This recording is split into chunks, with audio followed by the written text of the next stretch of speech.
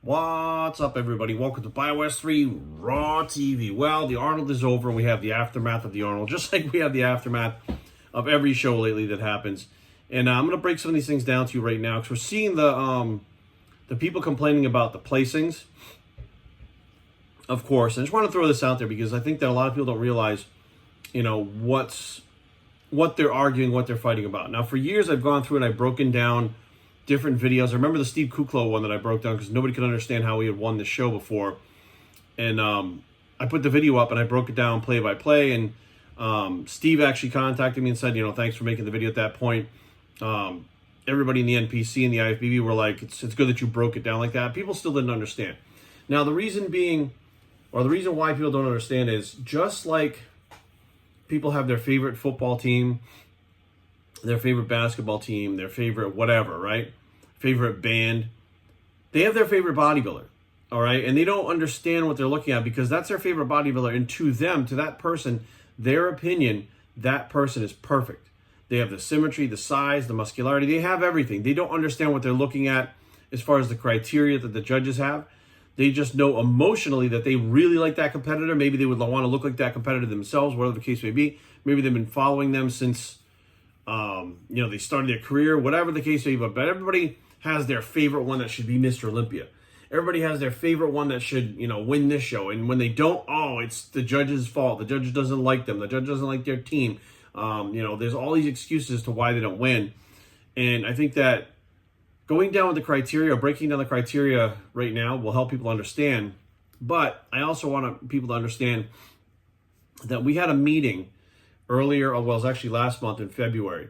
All the head judges, all the people that, are doing the judging from across the country, the head judges, as well as the expediters, we all came together for the national meeting for the NPC and the IFBB. Now, during that meeting, we were instructed that the criteria for this year has changed a little bit. Now, what they're trying to do is they're trying to make sure that each division maintains its criteria in its credentials, okay? Meaning each division is very separate from the other.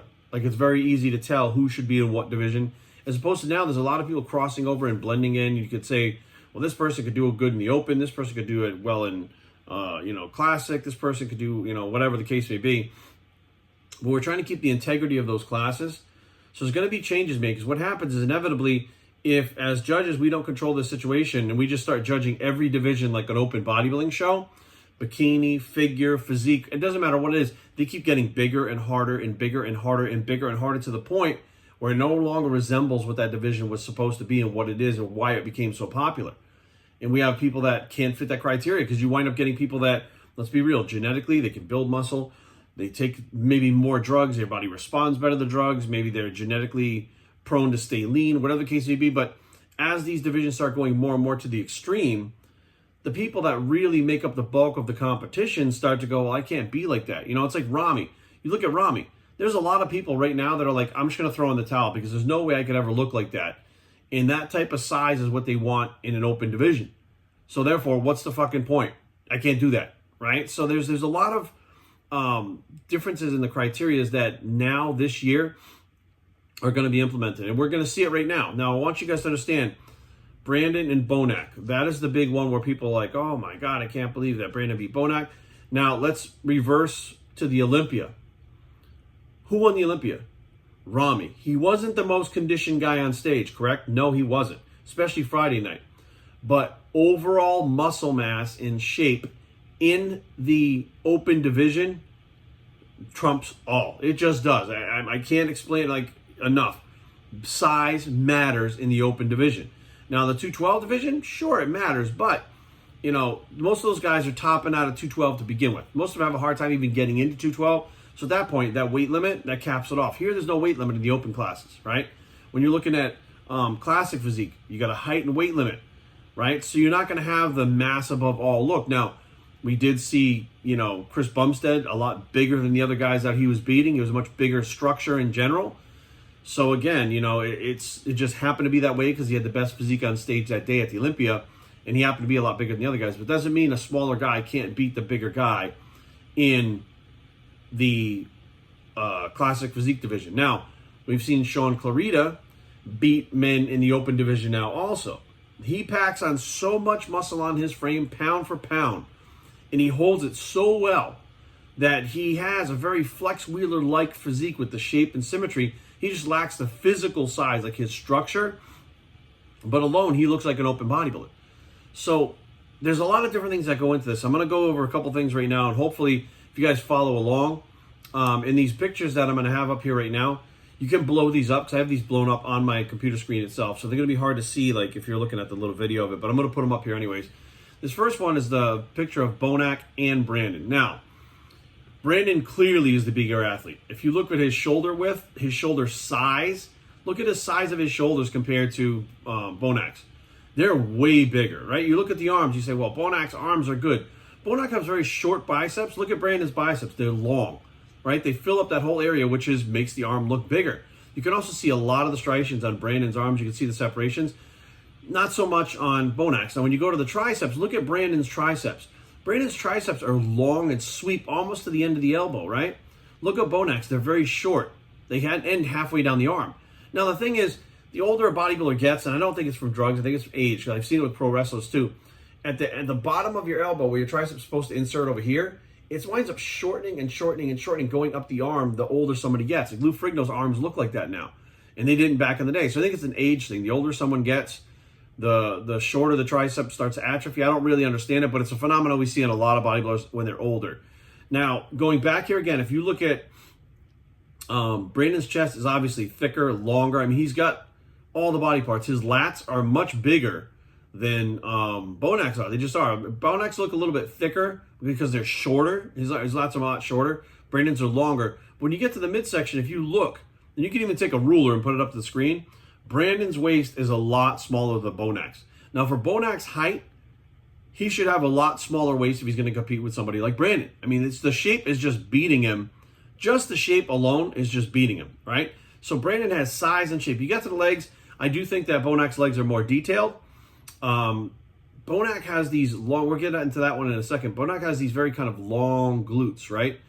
And if you look at like the height of Bonac's legs and Brandon's legs, Bonac's legs are about the same height, same length as Brandon's. Even though he's got a shorter torso, he's got a much shorter chest, the proportions are just different. It doesn't flow like Brandon's physique. So Brandon's going to walk on stage, and metric-wise, you have size, shape, and symmetry. And Brandon's going to win all of those. You have conditioning that Bonac, hands down, has a type of conditioning, the hardest to him. But again, think back to the Olympia. Did Hadi Choopan win the Olympia? No, he didn't. Why? Because he didn't have the size and the shape. He had the conditioning. He had the muscularity. But now you got muscularity with Bonac, and you have the other things with Brandon. Just by metrics alone, Brandon beats Bonac. Bonac is not going to beat him just being muscular. His shape is going to have to be better. I really don't think there's anything Bonac can bring up. I think there's body parts that he's brought up so much that on his frame, he doesn't have a wide clavicle like Brandon. He's got wide shoulders. If you took all the muscle off, he's still wide. Bonac starts to look a little bit bunchy, especially when it's a hand clasp. He starts to look bunchy. Now, it's easy to see why Brandon beat Bonac. Now, this one from the side, I'll show you guys this one from the side. It's Bonac doing his side tricep, right? I think his traps look good, his delts look good, he's got good separation, good muscularity, and you can see that tricep, the back of his tricep, the short head and the underneath, it's very short compared to his elbow. Whereas his biceps kind of bows out in the front. It makes a strange look that, and again, I don't think that this is something like, I don't think it's site enhancement. I don't think it's something he did. I think that over time, you start to see things like, you know, especially at older guys like Dexter Jackson and Kevin Levrone, all of them, that the legs start to come down and body parts start to change. Like the overall look starts to change. Matter of fact, I think it was Milo Sarsha says, like in your 20s, you're like this, right? In your 30s, you're like this. In your 40s, you're like this. In your 50s, you're like this. In your 60s, you're like this. And that's your V-taper. That's how your V-taper, and you wind up getting wider at the waist as you go along. And he goes, it's just how it is. It's, you know, we really can't stop it. But if you go in this picture and look, you can see how short Bonac's torso is on the side, right? From underneath his pec to his hip, how short that is. Then look at his glute. His glute is like twice the size of his waist, and it inserts really low into the hamstring. It's halfway down the hamstring. Now, when you look at that glute to the hamstring, that makes the hamstring look a lot smaller. Now, you could stand and put some hamstring size on, I'd say from the side shots. his quad looks good, but he needs the hamstrings from the side. So in that shot, you got the short torso, the long glute insertion, the lack of hamstring development and hang. Calves are great. Well, that's not really a flowing pose right there, right? Because his body, he's just packed on so much muscle on a small frame, it just doesn't sit right. Now, again, it's not much he can do about it. If he keeps packing on mass, it's going to get worse and worse. I think that, Bonac has put on a little bit too much mass for his structure. And I know he's in the open class and he's trying to bang heads with the big boys. He's one of the top guys in the world. However, smaller structures, there's going to be limitations. It just is. Franco Columbu never beat Arnold, right? Why? Because he didn't have the structure, did not carry that type of muscle, right? Brandon's a bigger guy, carries more muscle, has more width.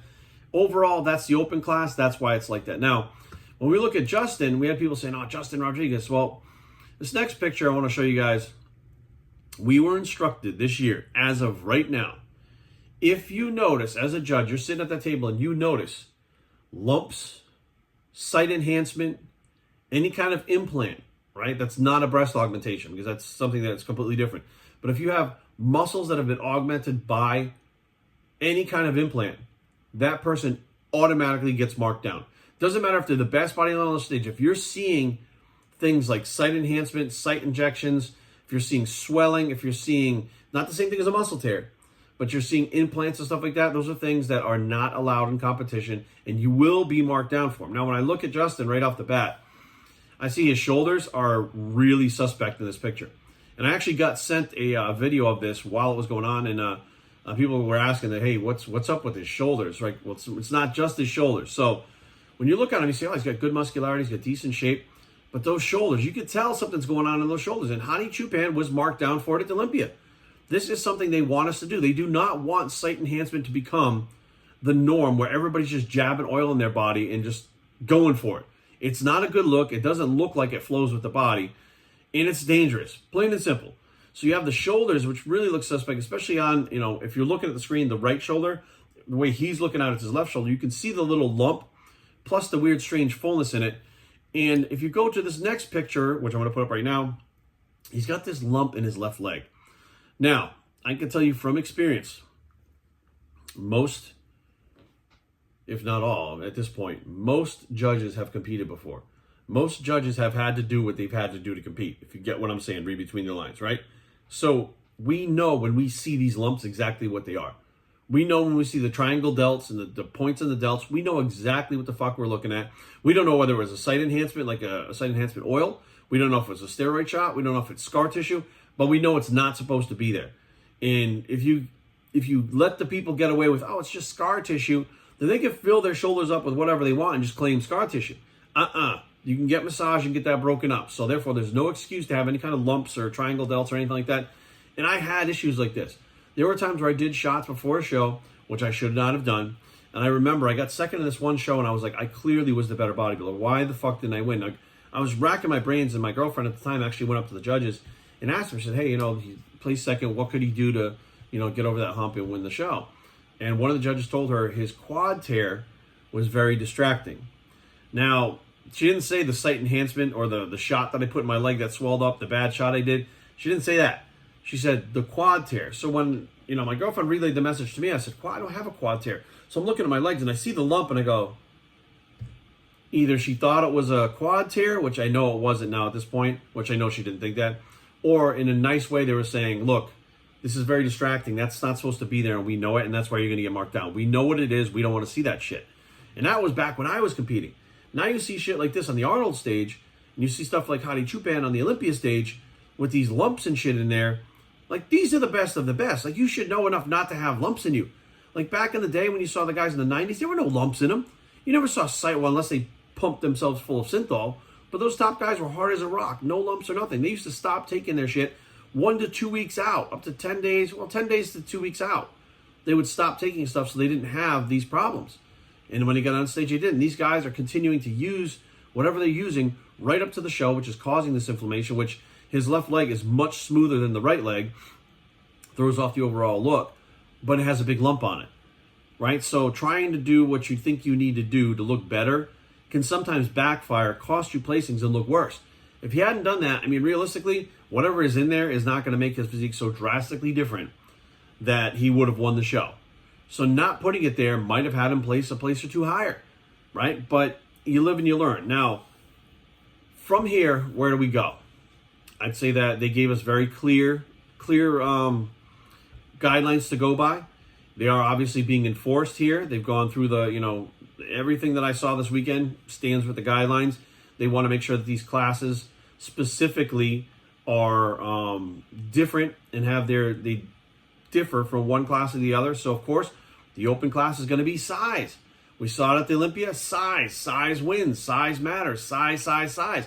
We saw it at the Arnold, size. Size beat out the conditioning, right? When Brandon and Bonac turned around, Brandon's glutes and hamstrings weren't hard and developed as much like Bonac's was. But Bonac had so many other things that were off the way that they fit that, let's say he had, the shoulders looked so bunchy in his most musculars, right? He had arms that had the triceps that, really didn't extend down anymore. And I don't really know what you can do about something like that, right? Hamstring development was lacking in Bonac. The long glute insertions make his physique look a little bit awkward. So you go with all those things, but Brandon didn't have the shredded glutes. Okay, so that's 1 to 4. There's still metrics involved.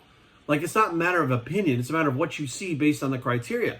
Now, the judges also, what we like to do is actually talk at the table. I don't know why people think, the judges can't talk. They shouldn't be talking. Yeah, we should absolutely be talking because we're looking at people from different sides. Every judge has a different angle. So we're asking the other judges, what do you see from your angle? What do you see from your angle? What do you think about this? What do you think about that? We'll ask each other, do we want to see this person in first call out? And a lot of times somebody will say yes. We'll say, why? They'll give us the reason why. And then we look and say, okay, that makes sense. Yeah, bring them in the first call out. So there's actually not just an opinion. There's a criteria, right? And that criteria has to be set in stone. We have to be consistent with that. Otherwise, that is just a matter of opinion. And then somebody that has a worse physique could win, right? Because basically somebody just had the opinion that they like the physique better. It's not that we like or dislike physiques when we're judging at the table. Now, we will look at people and say, wow, he's got a really good physique.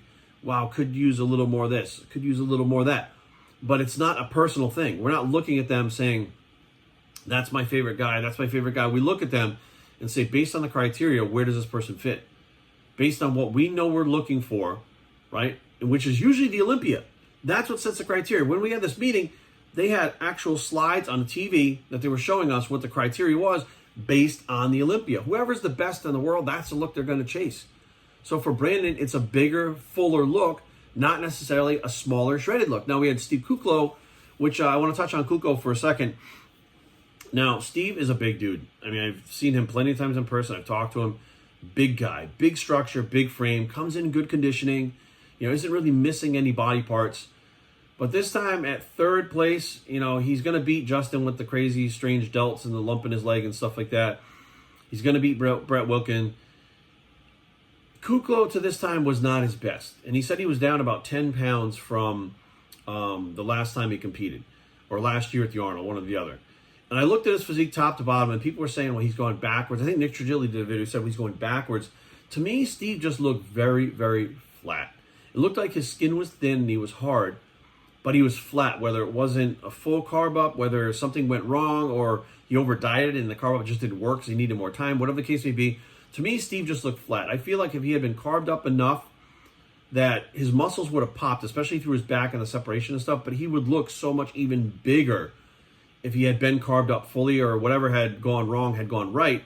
I feel like he would have even brought a better package. I don't know if he would have beat Bonac or Brandon, but he would have shown better. But the bottom line is, whatever happened at the end of his prep, shit happens. It happens like that all the time. We have Regan Grimes. Now, Regan's got all the tools. I mean, I think he's got a great physique. He's very well balanced. He's got enough size. I think he's in the 260s or 270s he competes at, right? He's a big fucking guy with great shape and a flat stomach, small waist. There really isn't anything he's missing, but it's so hard for Regan to have the conditioning and the fullness together.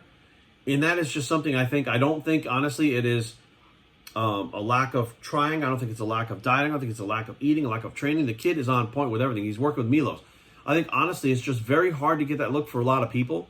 And you start erring on the side of caution, saying, well, I don't want to carb up too much because I want to come in dry, right? Because I know I need to be super dry. I need to be super hard. And it looked to me like Regan was flat. 2-3 days out, the dude, I was like, holy shit. Like, I personally wouldn't have even pulled any water. I would have went in exactly how the fuck he looked like 3 days out. He was big, full, hard, but the problem is like, if I can get a little bit harder, if I can get a little bit harder, if I can get a little bit harder, and then what happens, you flatten out, and you're not going to put a whole bunch of water and carbs in your body because your body's not going to digest them and process them fast enough.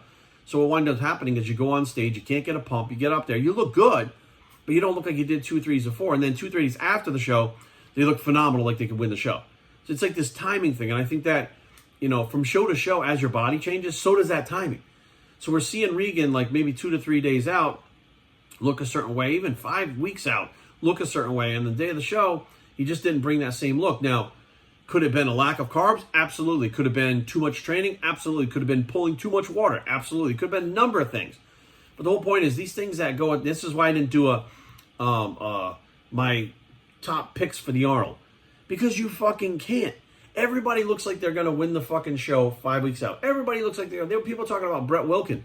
Oh, Brett's fucking favored to win the show. And they were talking about him like he was going to fucking stomp everybody. Brett's got a great physique. He's made a lot of good changes, but he still needs more size. As much size he's put on right now, he needs the size and he needs the maturity. But you're seeing pictures of him like 3 weeks out, and he's looking like he's going to stomp everybody, right? And then when you get to the stage that day, you start seeing the differences. Once you put them next to each other, that's when things start getting exposed. And at the same time, when they start fucking around at the end, and this has been something that a lot of coaches, a lot of trainers have this. At the very end, they go, we're going to pull water, we're going to carb up. Some people use crazy, end of the diet protocols overnight with diuretics and fucking all kinds of other shit. And next thing you know, they wind up not peaking, and then someone else peaks. I mean, I don't think this is the best Brandon Curry. He said, I think this is definitely one of the best versions of Bonac that we've seen. And I know Bonac is going to get frustrated. He's going to be like, what the fuck do I have to do to just beat these guys? Like, what the fuck? Like, I did everything I could. I brought my best package, which is true. But now we're starting to get to the point again. When you're at the Arnold and you're at the Olympia, Hani Chupan, he's going to destroy everybody. Go to the Olympia, he's third place.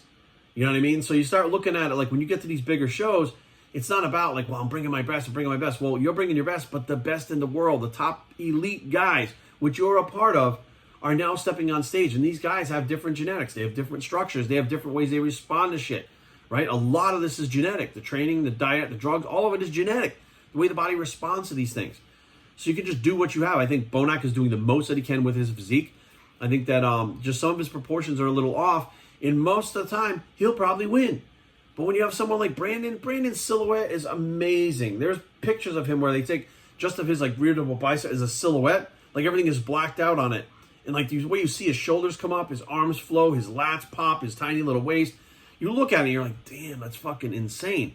The other guys don't have that. Brandon just has a genetic shape. That's why they call him the prodigy. Right? He has something genetically, not knocking his hard work, guy busts his ass. But the point is, when he gets there, he's on a different level than most of those guys. Well, pretty much all those guys. He's on a completely different level. So, by the standards of the Arnold, I think that the whole thing was called right. Let's take this off the screen. I think that the judges nailed it. I think they did exactly what they said they were going to do at the meeting that we had. They put everybody where they placed, and it was the proper placings. I just think that a lot of people don't understand. They look at this as very an emotional thing. Their favorite didn't win. Why? My favorite is perfect. And you can, again, go through this whole thing. Like, growing up, my best friend Henry, his favorite band was Aerosmith. My favorite band was Metallica. And you couldn't tell either one of us otherwise that the other band wasn't the best. Mine was the best, his was the best. He'd be like, well, Aerosmith's been around 30 years, how long Metallica's been? And you would argue, even though they're different, right?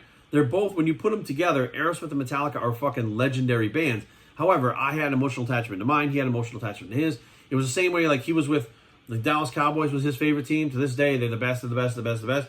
The Celtics were his team, the best, the best, the best. When you're emotionally attached to that, and that's your team or your guy or your person or whoever, and you're the big fan, you're wearing the t-shirts and the hats, and you're fucking like, let's go, you're buying the supplements for them. When they don't win a show, the fans take it hard too, and they get mad. But hopefully you guys understand now that there is a criteria. The judges are not doing this in a personal way. It's 100% business. We could care less, honestly, who wins and who doesn't. I'll be honest with you. This day and age, people are so vocal about what's going on. It doesn't matter who wins and who loses. The judges are going to catch shit for it anyways. Like, we know that as a judge, some people are going to be happy, the ones that win. The ones that don't are going to be unhappy. And they're going to be mad at us for it. Like, it's our fault, right? And they'll come to us, we'll tell them what they need to change, and they'll get mad at us for telling them what they need to change. You came to us. This is what we saw. We judged you based on this. And then we tell you what we need to see. Then if you don't do that and you don't place well again, it's the judge's fault, The judges will tell you, if you ask them, what you need to do and what we need to see. If you don't do that, if you don't change that, your placings are not going to change. And you have this kind of friction between the competitors and the judges, which really shouldn't be there, right? The judges are there to do a job. People come on stage, we judge them in each pose as we see them. They come off stage, it's done. And I think the people at home, what they're doing is they're looking at not the position from the judging table where you see the little details, but from like 20 rows back where the live feed is, or 10 rows back where the pictures are, and you can't see the details. Then people want to argue, the fans want to argue and make a bunch of drama. And that's just 2022. There's drama all over the place. It's always been like this. It's just worse now because everybody and their brother thinks that they're right because they have a platform like YouTube or whatever the case may be. But realistically, what it comes down is to the judges and what the judging criteria is. And if you listen, you'll go further. If you don't, you won't. It is just that simple, guys. So hopefully this clears up some stuff. I think the judges got 100% right. And we'll see heading into the Olympia again this year. Of course, Brandon was second last year. He won the Arnold. That makes him a favorite again to battle it out with, I believe, Rami's coming back. We'll see what happens, but the criteria is changing to make sure that we do have these divisions keep their integrity, and we're going to see that. We saw it with Laura Lee Chapados, who was a little bit leaner, not as hard, not as big with bikini. She won the title at the Arnold. That's exactly what they said they were going to do. Scale everything back. Scale physique back. Scale every single one of these things, these divisions back to keep the integrity. And it looks like we're starting to see that right now, a month after we had this this meeting. That's how things are going to be. So get familiar with the new criteria. Ask judges. Ask people that work at the NPC, at the IFBB, etc., stuff like that. The people that are doing the staging, the expediters, whoever, because they'll have answers for you. But understand that the coaches don't always know exactly what's going on with what we're looking for, and that can be an issue too, where the coaches will be training someone to look a certain way, they get there and don't do well, and then they ask the judges tell them to do something other than what the coaches told them to do. Realistically, the judges are the ones in control. They're the ones judging you. They're the ones going to make the final call. So it's my opinion, always listen to the judges. They will tell you what you need to do to place better, and they're the ones that know because they're the ones that are judging you. Judging you. BioStrengthTraining@gmail.com. Leave comments down below, but don't fight. BioStrength.com is a blog. It's the judges are doing their thing, bicep, and we are